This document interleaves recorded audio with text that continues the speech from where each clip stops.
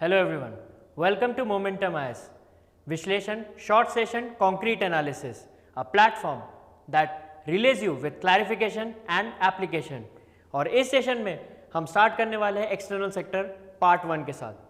और before we begin हम कुछ चीज़ें इस सेशन को स्टार्ट करने से पहले हमें कुछ पॉइंट्स पे फोकस ज़रूर रखना चाहिए, जो कि हमारा फोकस रहेगा स्टार्टिंग से विद क्या क्या हमें एक्सटर्नल सेक्टर स्टार्ट करने से पहले या उस चैप्टर को एक एक डेटा को एनालाइज करने से पहले किन किन कॉन्सेप्ट पे ज़्यादा फोकस रहना चाहिए. सबसे पहला चीज़ आपको ये ध्यान रहना चाहिए कि जो हमारे एक्सटर्नल सेक्टर को किस तरह से डिवाइड किया था. एक होता है करंट अकाउंट और दूसरा होता है कैपिटल अकाउंट. करंट अकाउंट में भी हम इसकी दो कॉन्क्रीट डिविजन्स करते हैं. पहला होता है विजिबल. विजिबल में आप कह सकते हैं जो हमारे मर्चेंडाइज ट्रेड होते हैं, यानी कि हमारा जो एक्सपोर्ट और इंपोर्ट होता है उस पे मेन फोकस रहता है. जबकि इनविजिबल में हमारे ये कैटेगरी और ब्रॉडर वे में डिवाइड होते हैं, जैसे कि services, transfers and other. Services में हम कह सकते हैं जो हमारा मेन है सर्विस का इंपोर्ट या सर्विस का एक्सपोर्ट, उस चीज़ में हमारा इनविजिबल गुड्स का वो रहता है करंट अकाउंट के अंडर. दूसरा ट्रांसफर के अंडर होता है, जैसे हमारा प्रॉफिट्स हो गए, जैसे कि हमारी किसी फॉरेन कंपनी ने हमारे यहाँ पे इंडिया में कुछ इन्वेस्ट किया और उसके अकॉर्डिंग उन्हें जो प्रॉफिट जाना चाहिए या फिर उस अकॉर्डिंग जो डिविडेंड्स जाना चाहिए, तो वो भी हमारे करंट अकाउंट में आता है नेगेटिव फॉर्म में, यानी हम इसे माइनस में लिखते हैं. क्यों? क्योंकि हमारे यहाँ से पैसा बाहर जा रहा है. सिमिलरली जब हम अदर्स में कैटेगरी में देखें, जैसे रेमिटेंसेज हो गए, देन आपका ग्रांट्स हो गए, गिफ्ट्स हो गए, ये सारे के सारे आपके अदर्स कैटेगरी में आप ले सकते हैं. और ये हम मेनली प्लस में लेंगे. क्यों? क्योंकि आज के डेट में भी इंडिया में जो रेमिटेंस आता है या जो ग्रांट्स या गिफ्ट्स जिसके बारे में हम लास्ट टाइम भी डिस्कस किया था इन फिस्कल डेवलपमेंट, रेमिटेंस के थ्रू एक हमारा बहुत बड़ा चंक हमारे इंडिया में आज भी फॉरेक्स रिजर्व की तरह आता है. तो इस वजह से ये हमारा प्लस के फॉर्म में हम दिखाते हैं. अब एक मोटा मोटा अगर देखा जाए तो हम नॉर्मली कहते हैं कि जो हमारा मर्चेंडाइज ट्रेड है उसमें इंपोर्ट ज़्यादा भारी है.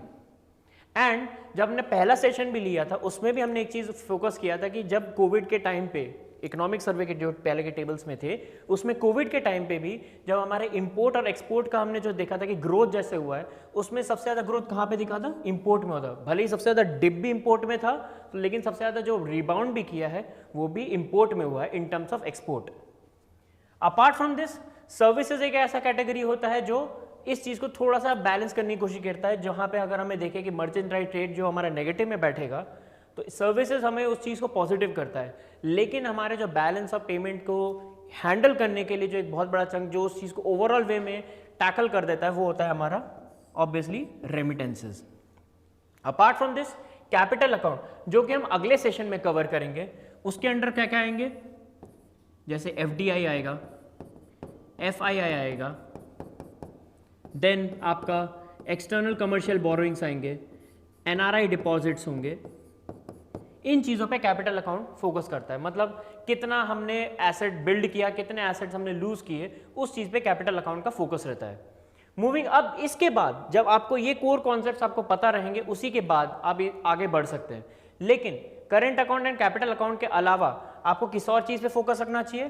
टर्म्स ऑफ ट्रेड पे.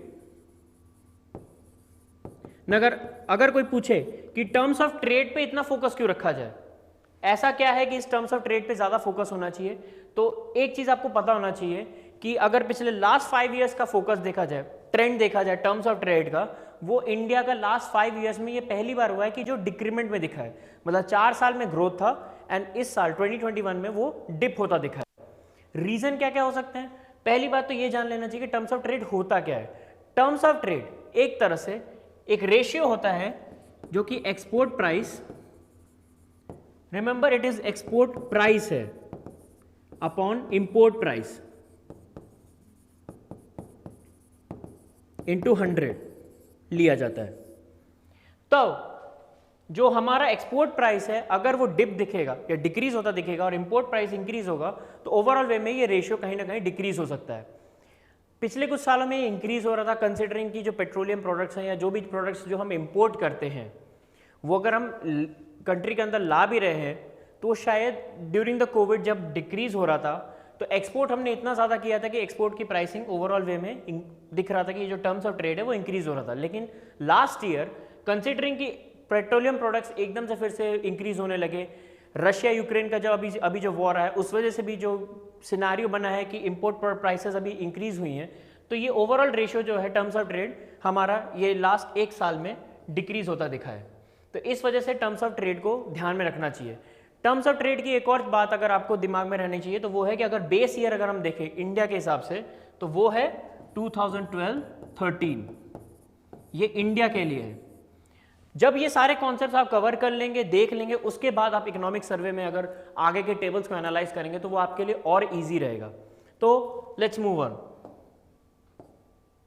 सबसे पहले इस टेबल या इस ग्राफ को देखा जाए, इसमें मेनली इस एक चीज पे एनालाइज या फोकस रखा गया है कि आपका इस टाइम पे जो ट्रेंड रहा है ड्यूरिंग कोविड और कोविड के पहले या उसके पहले का भी जो भी देखा जाए, आपको एक चीज दिखेगा कि जैसे ही कोविड का ये पीरियड स्टार्ट होता है आपका जो वर्ल्ड ट्रेड वॉल्यूम है यानी ओवरऑल कितने number of units trade on हुए, be it in terms of import या एक्सपोर्ट, और उसकी जो वैल्यू थी ट्रेड वैल्यू वो भी दोनों के दोनों डिक्रीज होती दिखी है।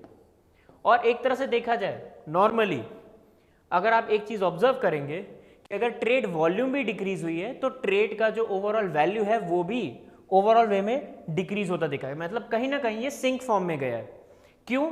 अगर आप देखेंगे जैसे वेस्ट टेक्सास इंस्ट्रूमेंट्स का जो यूपीएससी सीएससी 2020 ने क्वेश्चन पूछा था, वहां पे भी एक क्वेश्चन इसलिए आया था क्योंकि हमारे जो पेट्रोलियम प्राइसेस थे कुछ कुछ जगह पे वो नेगेटिव में चली गई थी।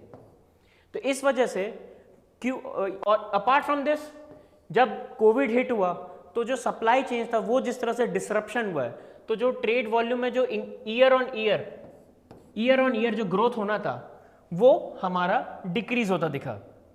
यानी कि ऐसा नहीं है कि ये नेगेटिव में जाने का इसका मतलब ये नहीं है कि मतलब आपने जो मतलब अगर आज के डेट में 100 यूनिट्स आपने जो ट्रेड किए थे वो शायद कोविड टाइम पे 70 यूनिट्स किए थे, तो डिक्रीज हुआ है लेकिन ट्रेड रुका नहीं है, ट्रेड हटा नहीं है, ये ध्यान में रहना चाहिए। अब जब कोविड के बाद यानी सेकेंड फेज में जब आते हैं कोविड के यानी सेकेंड वेव आता है उस टाइम पे भी अगर आप देखें तो ये इंक्रीज होता दिखेगा। क्यों? क्योंकि इस टाइम पे जब डिसरप्शंस हुए या जो भी चीजें हुई उस टाइम पे हमने अपने सप्लाई को नहीं रोका था, तो जो हमारे गुड्स थे जिस तरह से थे वो उसी फॉर्म में फ्लो आउट हो रहे थे। अपार्ट फ्रॉम दैट जो यहाँ पे सप्लाई शॉक आया था या सप्लाई जो डिप हुआ था जब इकोनॉमी फिर से ओपन हुई और सप्लाई में एकदम से बूम आया एंड डिमांड उस हिसाब से नहीं था, इसलिए trade volume and trade value दोनों की दोनों इंक्रीज होती हमें दिखेगी इस केस में। हाउएवर कोई ये भी पूछ सकता है कि क्वार्टर 3 में ऐसा क्या हुआ कि क्वार्टर 2 के और क्वार्टर 3 के बीच में कि वैल्यूज फिर से डिक्रीज होने लगी है। वेल ये इसलिए दिखेगा आपको मेनली कि एक तो ये चीज है इकोनॉमिक सर्वे में भी ये चीज दिया हुआ है कि ये जो डिप आया है ये mainly most of the countries like USA, west and European countries के लिए, इट इज नॉट एक्सेप्शन। ये कहाँ पे आएगा कि यहाँ ये जो चीज़ है ये इंक्रीज कहाँ दिखेगी? रशिया के लिए दिखेगी, इंडोनेशिया के लिए दिखेगी। रशिया में due to export and Indonesia due to import ये इंक्रीज होता दिखेगा, अदरवाइज ओवरऑल वॉल्यूम में ये डिक्रीज हुआ है। तो ये चीज़ ध्यान में रहना चाहिए कि सारे कंट्रीज के लिए ये ओवरऑल ट्रेंड नहीं है, ये ट्रेंड कुछ कुछ जगह पे एक्सेप्शन के साथ भी आया है। तो इस यहाँ तक ही आपको इस चीज़ में एनालाइज करना था। Moving on to the next table और next graph, what we can see now, यहां अब आ जाते हैं हम अपने एक्सपोर्ट पे। सॉरी,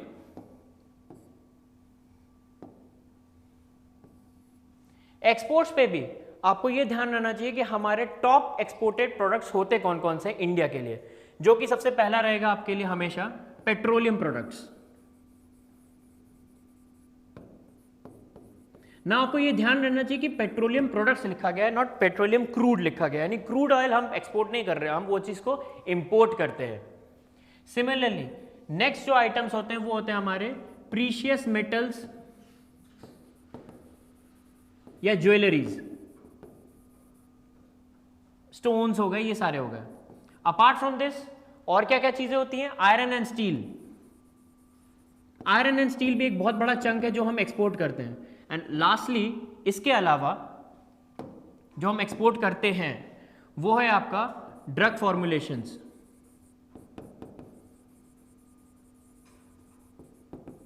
ये टॉप 4 कुछ प्रोडक्ट्स हैं जो इंडिया एक्सपोर्ट करता है।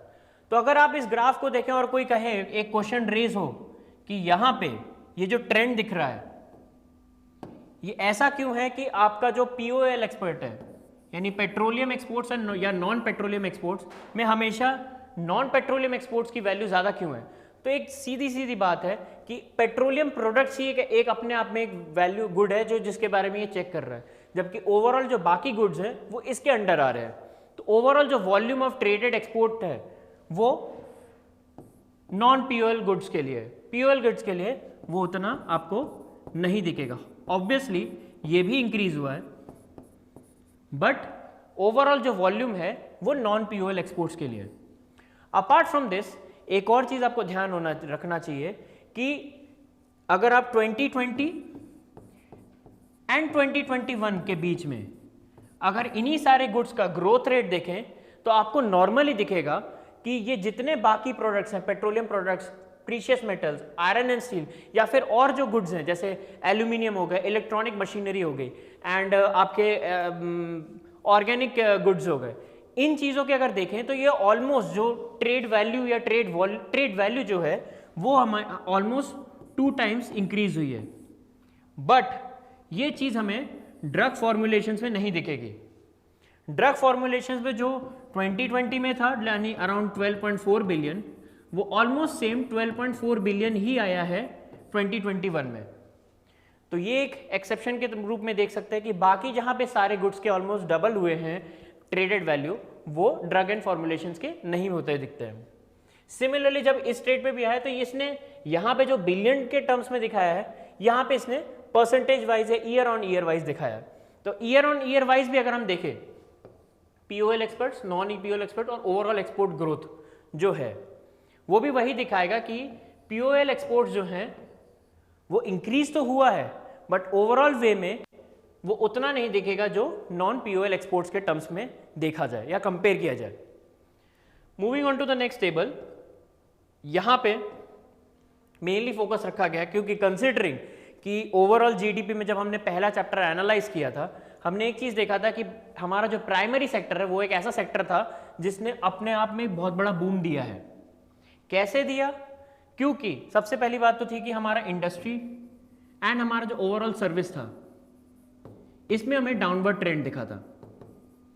तो ये एक ऐसा था कि जिसने जीडीपी को कहीं ना कहीं थोड़ा सा उठाने की कोशिश की थी अपार्ट फ्रॉम अदर कंपोनेंट्स। क्या क्या इसके पीछे वो हो सकता है? सबसे पहला तो हमारा एग्रो एक्सपोर्ट पॉलिसी, इसको आप हम जरूर और जरूर से देखना क्योंकि इसी के अंडर हमने एक बहुत बड़ा बास्केट ऑफ गुड्स का डाइवर्सिफिकेशन के लिए फोकस रखा गया है जो एग्रो एक्सपोर्ट पॉलिसी है।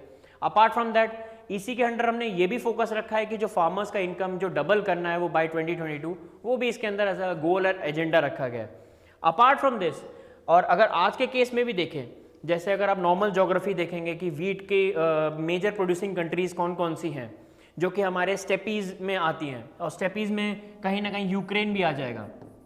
यूक्रेन हो गया, रशिया हो गया।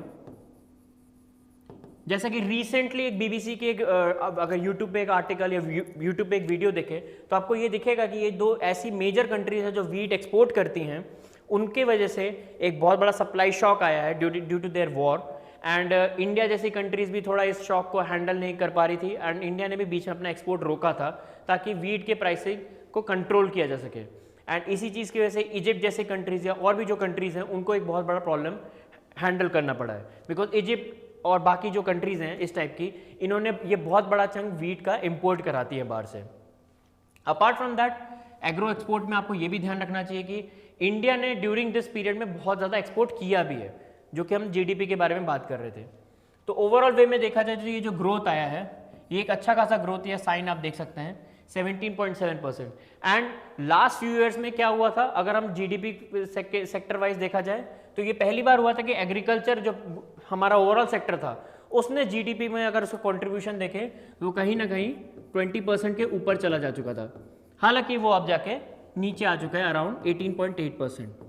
तो ये सारी चीज़ें कुछ कुछ आपको ध्यान रखना चाहिए कि पहले के जो डेटा एनालिसिस आपने किया है वो कहीं ना कहीं आपके कनेक्शन में रहे, यानी कनेक्टिंग द डॉट्स आपको हमेशा रखना पड़ेगा। विद दिस वे आपका जो कोर कॉन्सेप्ट्स के कंसोलिडेशंस हैं वो और इजी वे में हो सकते हैं। तो moving on to the next table, यहाँ पे मेनली इसमें इतना ध्यान नहीं देना, इसमें बस आपको रखना है कि टॉप एक्सपोर्टिंग डेस्टिनेशंस इंडिया के लिए कौन कौन से हैं, जैसे कि यूएसए हो गया, यूएई हो गया, चाइना हो गया, बांग्लादेश हो गया। मैक्स टू मैक्स अगर यहाँ तक भी याद रहे काफ़ी होता है।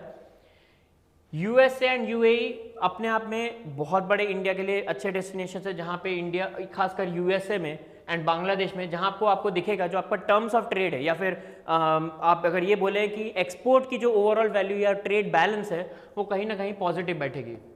चाइना के केस में भले इंडिया चाइना का थर्ड एक्सपोर्टर है, चाइना को सब थर्ड बेस्ट वो डेस्टिनेशन है जहाँ पे इंडिया अपने गुड्स एक्सपोर्ट करता है, लेकिन फिर भी इंडिया अगर इंपोर्ट के टर्म्स में देखा जाए, ओवरऑल ट्रेड बैलेंस देखा जाए, चाइना के केस में ये काफ़ी ज़्यादा नेगेटिव बैठता है, क्योंकि इंडिया इंपोर्ट बहुत ज़्यादा करता है चाइना से। तो ये डेस्टिनेशन वाइज आप ये देख सकते हैं कि कौन कौन से कंट्रीज में हाईएस्ट या किस फ्लो में गया है। तो ओवरऑल वे में अगर आप देखा जाए तो यूएसए, यूएई एंड चाइना, इसको मिलाकर ये ऑलमोस्ट आप 30% के अबव इन्हीं 3 कंट्रीज को ज़्यादा फोकस कर पे रखते हैं। यूएई क्यों और न्यूज़ में आ गया है इस टाइम पे रिसेंटली, क्योंकि यूएई के अभी जो मोहम्मद जायद हैं उनको प्रेसिडेंट भी इलेक्ट किया गया है, तो इस वजह से भी आप ध्यान में रखना पड़ेगा आपको कि यूएई का क्यों न्यूज़ में है।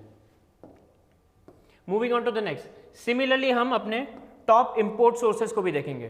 टॉप इंपोर्ट सोर्सेज, मैंने वही चीज़ अभी कहा था कि चाइना नेगेटिव में क्यों रहता है, इंडिया का जो टर्म्स ऑफ ट्रेड या ट्रेड बैलेंस है वो नेगेटिव में क्यों रहता है, क्योंकि चाइना से बहुत बड़ा चंक आज के डेट में भी हम इंपोर्ट कराते हैं। भले हमने रिसेंटली ये एलएसी में जो टेंशन्स हुए थे उस वजह से हमारा ओवरऑल वे में ये जो भी एक्सपोर्ट था हमने रोका था, या इंपोर्ट था जो रोका था, बट ओवरऑल वे में आज भी चाइना हमारा बिगेस्ट ट्रेडिंग पार्टनर है, कंसिडरिंग जो हमारे एक्सपोर्ट और इंपोर्ट हो रहे हैं।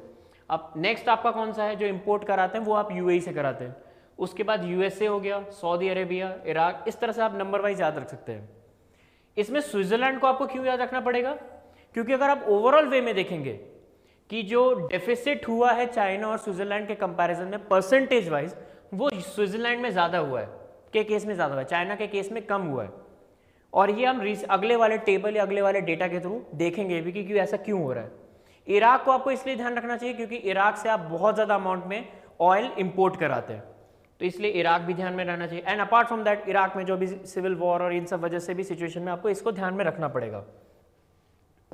Moving on to the next table, now इसी चीज़ के लिए हम बात कर रहे थे कि अगर आप स्विट्जरलैंड को देखें, चाइना को देखें, इनके अगर ट्रेड बैलेंस को देखें, अगर आप इसको देखें -4.9 -16.9 हुआ है, ये -25.2 था और ये -43.4 हुआ है रिसेंट टाइम से।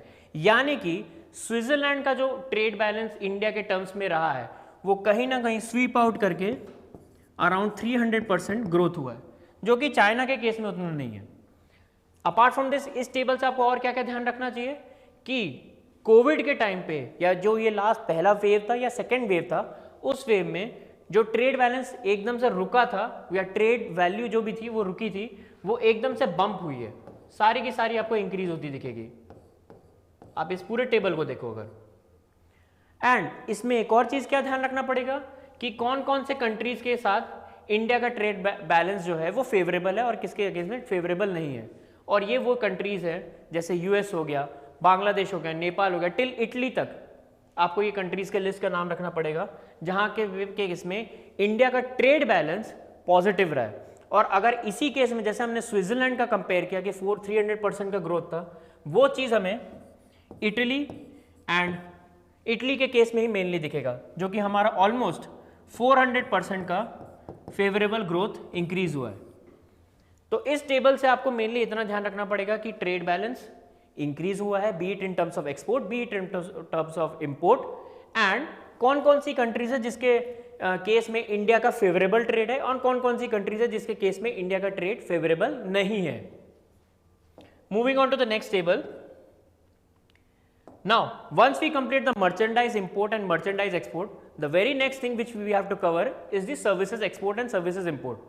आज के डेट में भी इंडिया का जो ओवरऑल ट्रेड बैलेंस को एक कुशन देने की काम करता है, apart from remittance, it is the overall service का ट्रेड.